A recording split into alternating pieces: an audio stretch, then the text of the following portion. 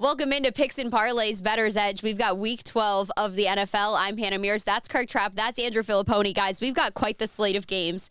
And I'm so excited because it's nice to have NFL all weekend long, starting with Thanksgiving. This is our Thursday Thanksgiving preview for all of you. We've got 3 games to hit, starting with the staple of the Detroit Lions. The Green Bay Packers are heading into Detroit for this game. And the Lions are rightfully so 7.5-point favorites in this spot. Note, when these two teams played earlier, the Lions won by 14 points. And most of the action, though, in that game happened in the first half. So what do you anticipate from the Lions in this one, Craig? Well, I mean, I think the Lions had their letdown last week, and they still found a way to win, which is like, a good team, you cannot play your best and still win games. They did that last week.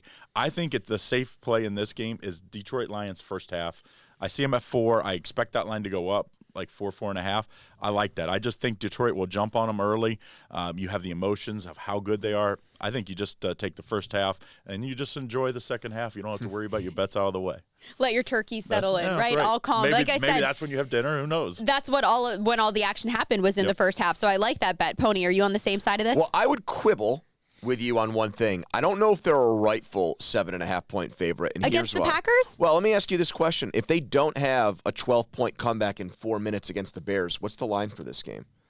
If Chicago doesn't suffer a historic collapse, it was the first time in their history that they had +3 in turnover margin in a lead like that at the end of the game, and they lost. But Jared Goff probably arguably had his worst game of his career. Right, so he's coming off a bad game. I just feel like they've had a high wire act the last couple of weeks with the Chargers and now this Bears game. I think their defense has actually regressed. And then I see with Green Bay, I think Jordan Love's playing better football right now. He's made some plays downfield to receivers like Dobbs, like Wicks, Watson's involved.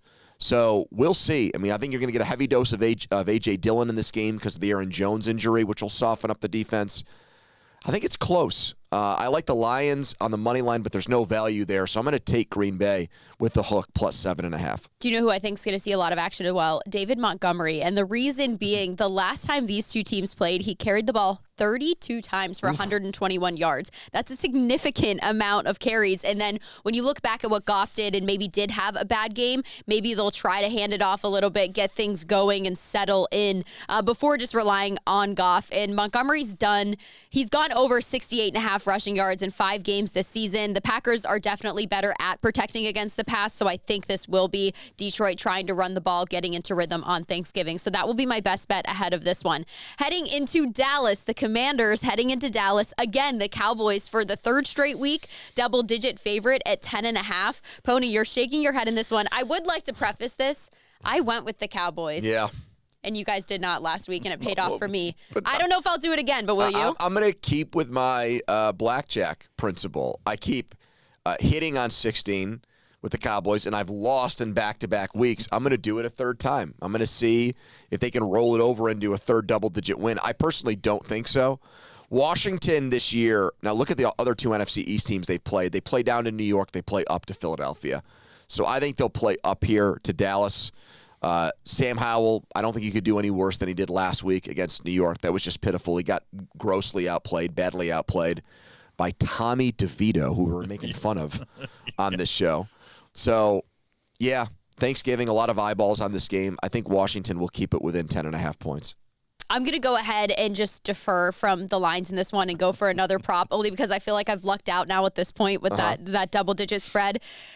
Dak Prescott over 24.5 completions. I'm going to say he's going to be airing the ball out a lot. 7 out of 10 games this season, he's done this. He's clicking with his receivers a lot. The Commanders are the bottom 3rd in the league in protecting against the pass. So I'm going to say that Dak Prescott is going to try to expose this a bit. They gave up 2 pass rushers. The Commanders did this year, so maybe Dak has a little bit of an easier time getting the ball out. So that's where my best bet is going to be in that game. Craig, when you look at this, though, Commanders are 2-8 all-time against the Cowboys on Thanksgiving. Does that deter you at all? Well, I don't look at historical numbers like that as much because it's, team versus team this year. But I just think division opponents getting double digits, like it's just like you as an expert, you just automatically go towards that side and then try to talk yourself maybe out of it. I just couldn't do it. I'm going to take Washington plus the points. How's either like really good or really bad. So I think we'll know early. Can he put up points? Because you're going to beat this Dallas team. You're going to have, and cover. They're probably going to have to score 17 to 20 points. I think this is the week they do. They've done that against the Eagles. Now can they do it against Washington? Let's take the 10.5 points. You're getting the hook. I think we're on the right side of it. The Niners head into Seattle. Now, Geno Smith's status is sort of a little bit up in the air on a short week, so I could expect this line to change a bit depending on that. So if you like the Niners at 7 or Seattle as the underdog, you might want to get this number where it is. Pony, does Geno Smith's status scare you a bit in this one? A tiny bit. I mean, it is murky. There's no doubt about that, but I think him coming back into the game against the Rams solidified his status for this game.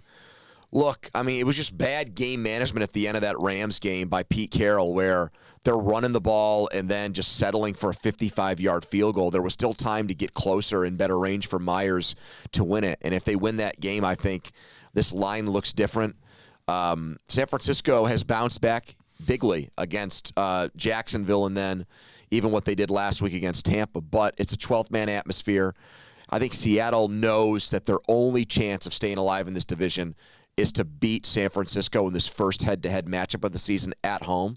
So I think they give them a dogfight. The game last year was a Thursday night. It was an 8-point game. So I think this is a great line, a good number. But I will take a touchdown underdog in an NFC West matchup. Yep. I'm taking the opposite of you. Again, I feel like we're in the Cowboys battle how we were last week. I just think the Niners are clicking too much right now. In that game last week, Brock Purdy had just over a 158 passer rating. He finally looked like he had his confidence back. Yeah. A big part of that is Deebo Samuel being back in the lineup and healthy. Those weapons are just everywhere for the Niners right now.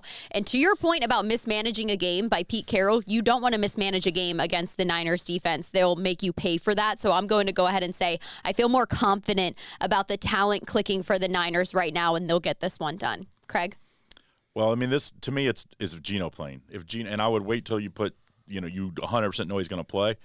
I would take the home underdog plus the touchdown here in a division opponent if Geno's playing. If not, Drew Lock was terrible. I would, and this line will move. I mean, it'll probably end up being close to 10.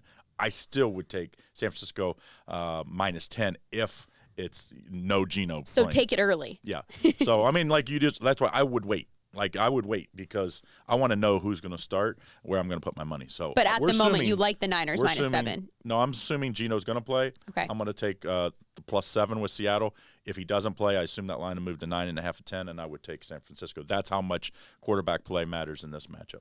Me versus you guys again in this one. Love it. Thursday, Thanksgiving Day. Everyone enjoy your holiday, eat your meals, sit back and watch some really solid football games. This is Picks and Parlays Bettors Edge. Again, I'm Hannah Mears. That's Craig Trapp. That's Andrew Fillipponi. And tune in with us for the remainder of our games this weekend.